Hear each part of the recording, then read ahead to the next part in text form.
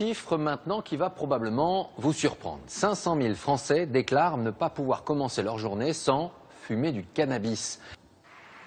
Ce jour-là, à la pause déjeuner, Philippe, 26 ans, accepte de nous rencontrer dans ce parc à quelques kilomètres de son entreprise.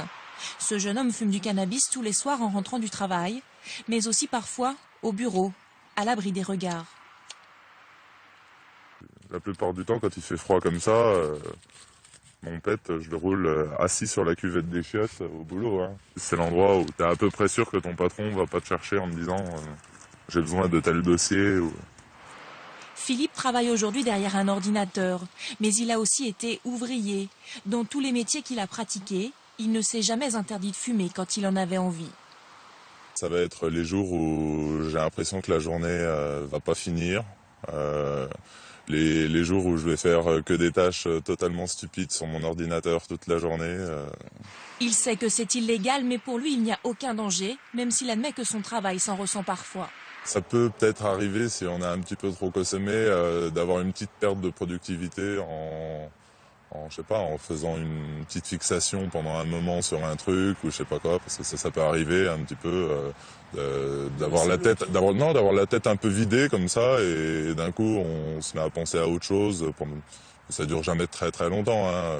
Pour moi, je dirais pas que c'est incompatible. Après, il faut savoir se contrôler, il faut connaître ses limites, il faut connaître les dangers.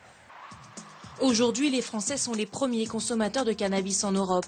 Plus de 500 000 personnes déclarent ne pas pouvoir commencer leur journée sans avoir fumé. Combien parmi eux fument sur leur lieu de travail? Ce sont dans les professions à risque que la consommation semble la plus élevée. Travail de nuit, construction, transport. À Louhans, en Bourgogne, Dominique Prudent a été confronté au danger du cannabis. Il dirige une entreprise de transport frigorifique, 400 salariés. Bonjour, tu vas bien? Des chauffeurs routiers, des conducteurs d'engins. Il y a 3 ans, l'un d'entre eux a failli perdre ses jambes dans un accident du travail. Il a été contrôlé positif au cannabis. Il a voulu enlever cette palette-là. Il a fait une fausse manœuvre avec le chariot. Et ça lui est tombé dessus. Ça lui est tombé sur les jambes. 300-400 kilos. Donc après, ce chauffeur, bien entendu, ne peut plus conduire, il ne peut plus rien faire. Donc on a fallu envoyer un chauffeur et tout. Et en montant dans la cabine, on a vu qu'il y avait des joints, de la drogue, des sachets et de l'alcool.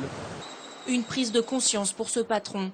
Pour lui, impossible d'être derrière chacun de ses salariés. Alors ça se largue, la prévention. Le but d'aujourd'hui est de dialoguer donc avec la gendarmerie sur ces addictions. Le cannabis est en priorité aujourd'hui. Habituellement, ce gendarme parle addiction dans les lycées, mais depuis quelques années, il intervient de plus en plus dans le monde du travail. Il faut savoir que conduire sous l'effet du cannabis, ça multiplie par 2 le risque d'être responsable d'un accident.